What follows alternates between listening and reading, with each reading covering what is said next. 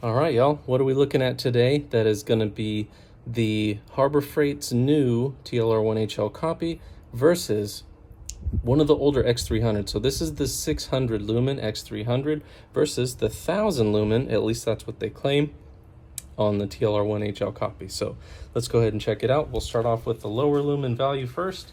So there is the older X300, and that's at about 3 yards. We'll walk it out to the fence line over there at about 10, then moving on out to the fence line over there at about 25. So you can see it still does a pretty darn good job of lighting up an area, but it doesn't really have a very bright hot spot. Now, let's check out the Harbor Freight version. So you can see, obviously this is quite a bit brighter. Gonna move it on out to the fence line about 10 yards over there, and then out to that fence line, which is about 25.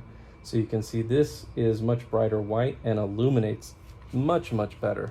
Now let's do a little comparison. So you can see the older X300 is really yellow in comparison to the newer light.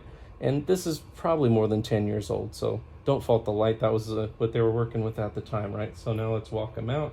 So you can see on the right is the X300. On the left is the TLR-1HL copy from Harbor Freight.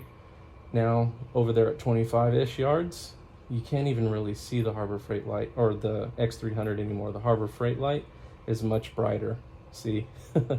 So not really much comparison there, but that's also 600 lumens versus 1000 lumens. So if you wanted to see that comparison, if you're wondering, hey, I've got this older X300, should I just get that cheapy Harbor Freight light? So far, I mean, as long as the light stays working, then it'll be good, but I haven't tested them in that realm yet. But anyways, if you like my content, please like, comment, share, and subscribe.